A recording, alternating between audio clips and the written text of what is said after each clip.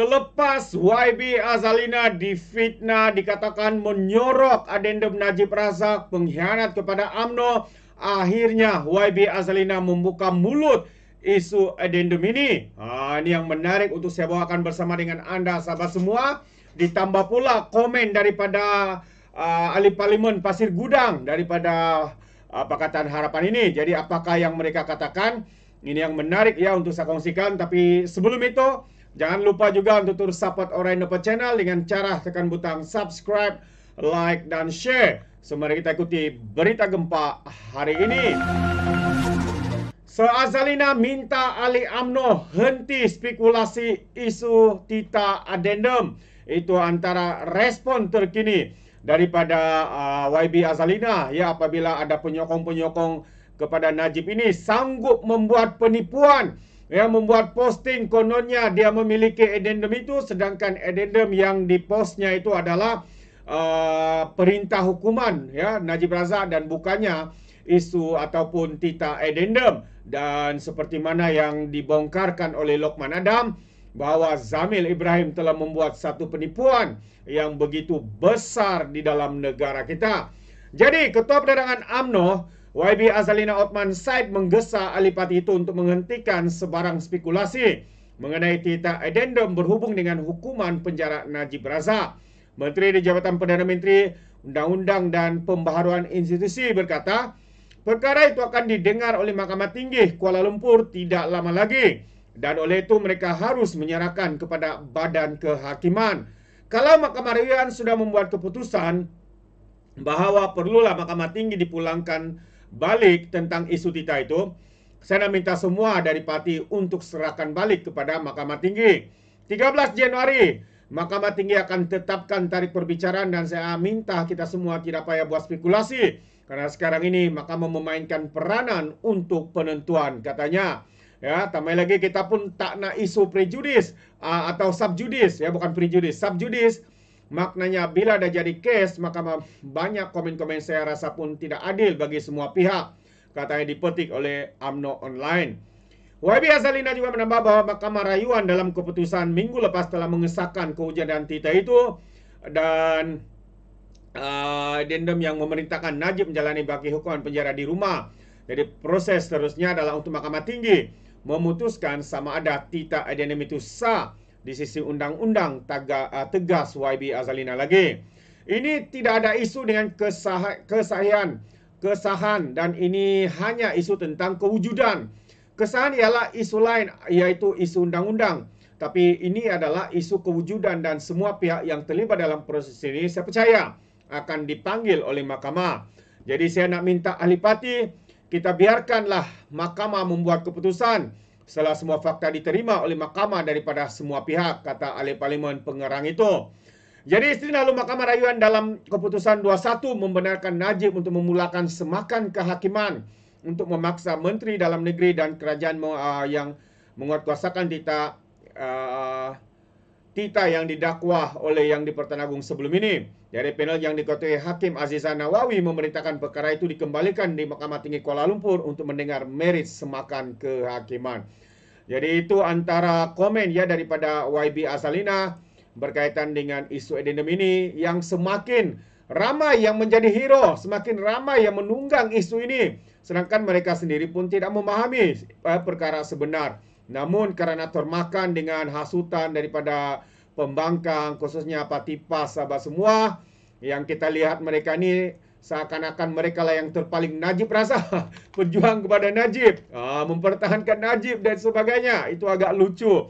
Kerana sebelum ini kita tahu bahawa PAS ini adalah pemimpin-pemimpin PAS ya khususnya begitu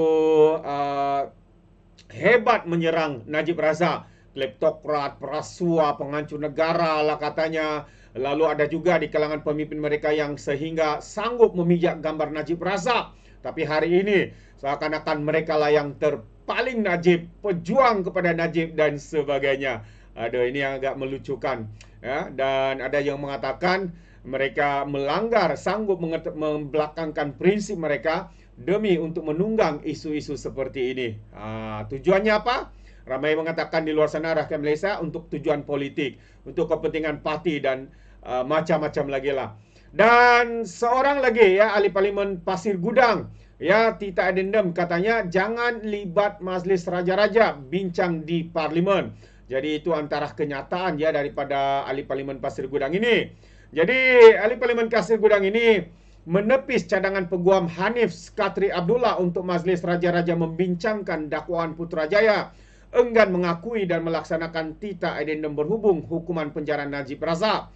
Ahli parlimen Pasir Gudang Hasan Karim berkata, isu berkenaan lebih sesuai dibincang di parlimen.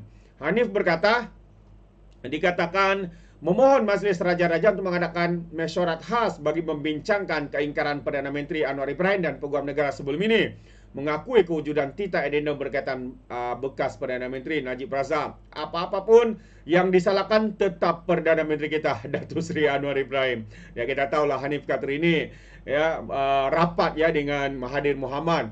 Jadi kita tahulah kalau rapat ya pastinya sentiasa akan membuat serangan kepada Perdana Menteri ya. Dan Hanif juga mempersoalkan mengapa sebelum ini Perdana Menteri berdiam diri dan tidak mengakui kewujudan Tita berkenaan. Waduh. Ini kalilah kenapa berdiam diri katanya. Perkara ini seperti mana yang dikatakan oleh YB Azalina, kita tidak mau subjudis ya. Taqiyuddin Hasan juga perkara yang sedang dibicarakan di mahkamah juga tidak perlu untuk dibincangkan karena ini subjudis. Dia sendiri peguam. Kenapa juga mengatakan Datuk Seri berdiam diri? Datuk Seri juga menjawab beberapa hari kemarin kalau saya tidak silap. Dan Datuk Seri juga membuat satu pencerahan ya berkaitan dengan isu ini. Anda boleh cari ya di dalam channel saya ini kemarin setelah masukkan video itu, pencerahan daripada Perdana Menteri. Jadi Hanif ini mencadangkan ingin melibatkan majlis raja-raja adalah tindakan yang bahaya yang boleh membawa wujudnya krisis perlembagaan di negara ini, kata ahli parlimen Pasir Gudang Hasan Karim dalam satu kenyataan. Jadi mengulas lanjut mengenai perkara ini, Hasan mengingatkan Hanif kepada peruntukan di bawah Perlembagaan Persekutuan yang menetapkan kuasa majlis raja-raja. Jadi menurut Hasan lagi, majlis raja-raja tidak mempunyai kuasa sedemikian untuk membincangkan dakwaan keengganan Perdana Menteri seperti yang disarankan oleh Hanif. Jadi sebaliknya, tegas Hasan, platform yang sesuai untuk merujuk Perdana Menteri adalah parlimen. Tambah lagi, Hasan berkata soalan yang dibangkitkan Hanif juga akan dijawab di mahkamah ketika semakan kehakiman Najib mengenai Tita Adendum itu didengar. Ini termasuk sama ada adendum itu pernah dibincangkan dalam mesyuarat lembaga pengampunan dan jika ia memenuhi perkara 42/9 Perlembagaan Persekutuan yang menetapkan bahawa lembaga itu perlu membincangkan sebarang pendapat bertulis yang dikemukakan oleh Peguam Negara. Jadi kita dapat ketahui bukan sekarang tapi apabila permohonan semakan kehakiman Najib didengar tidak lama lagi di Mahkamah Tinggi Kuala Lumpur. Maka katanya dengan rendah hati dan hormat kepada sahabat saya Peguam Senior Hanif Katri supaya bersabar dulu dan jangan cepat hendak menyalahkan Perdana Menteri Datuk Seri Anwar ataupun Peguam Negara. Dan yang paling penting katanya saya nasihatkan janganlah mengheret negara kita ke kancah krisis perlembagaan berkaitan isu Tita Adendum tersebut. Biarlah mahkamah merungkai segala kekusutan katanya. Itu antara teguran ya daripada Hasan Karim kepada seorang peguam senior ini katanya iaitu Hanif yang kita lihat terus menerus ya untuk menyerang Perdana Menteri, menyalahkan Perdana Menteri, menyembunyikan kononnya, tidak melaksanakan kononnya.